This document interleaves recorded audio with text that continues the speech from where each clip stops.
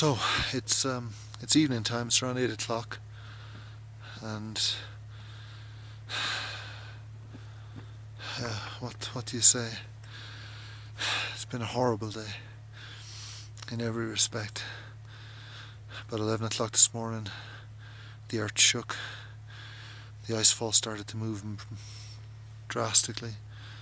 We had a huge earthquake, and it felt like it pulled the top of Pomori down. Actually, that's what it felt like, because there was this huge crash from the Everest side. But what we didn't realise is that when we turned round, the whole world was coming right at us from Pomori, and huge blocks of ice and snow must have just collapsed straight off Pomori. But it was the energy from it, the shock wave of it, that just caused this massive blitz across the base camp. And we got the tail end of it, but the core of it was down in the middle of the camp, where about 9 teams, including Jagged Globe, got pummeled with the sheer force of the energy coming off what had happened in Pomori. And it threw people, tents, everything flying. And the consequence tonight is that there's 11 people dead, and there's about 15 people fighting for their lives down at the IMG and Himex tents, where triages have been set up. Most of the 11 dead have been relocated up to the heliport in wait for evacuation, but the helicopters can't get in because of the weather. It's been stormy all day and snowing all day, and so from early morning we've been engaged, all of us, in ferrying injured people over and back across the half-mile of base camp between the worst affected areas and IMG Himex. And it's been pretty horrific. Some of the scenes are horrific. It looks like a plane crash down there. Personal effects strewn everywhere. Blood in the snow. Pretty awful. And Greg, my good friend from IMG, was coordinating the IMG effort. Was like a stalwart up on the hill, coordinating some of the worst things he's probably ever had to coordinate. His team are safe and fine, but his camp is now a triage centre, but it's also a morgue. And just as we were leaving, and I was standing there with his guides, he turned around and asked his guides to help ferry the bodies out to the heliport. And they've had a tough day, and the HR doctors have had a tough day, and we've all had a tough day. And I can still feel the ground shaking. Everything is moving still, as far as I'm concerned.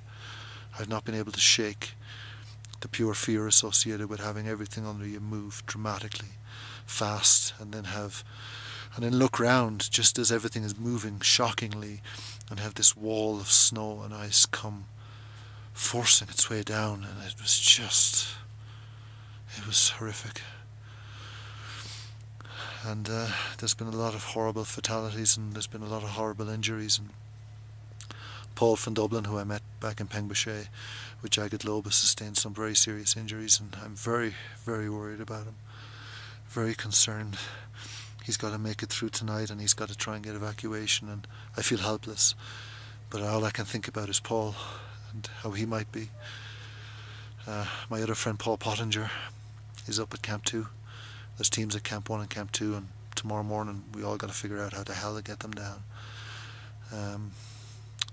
There's been an aftershock in Kathmandu this evening, and we're kind of waiting in fear of what that means here.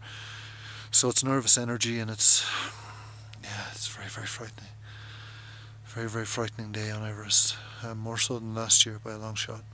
It's definitely the most frightening thing I've ever lived through. And we're lucky because we've lived through it so far. We've got to get through tonight.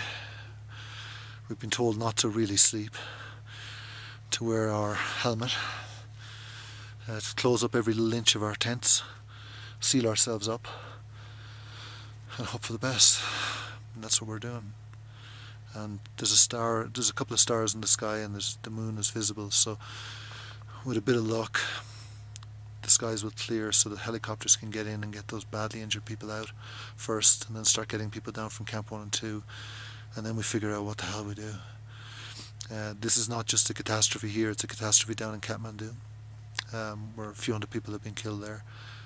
We're hearing 7.2 Richter scale earthquake, pretty unprecedented. Sherpa here don't know what to do. They've never seen this here, never. In the history of expeditions on this mountain, there's never been such a catastrophe at base camp. And yeah, I think everyone's in shock, and so am I. So tonight I'm thinking about Paul from Dublin.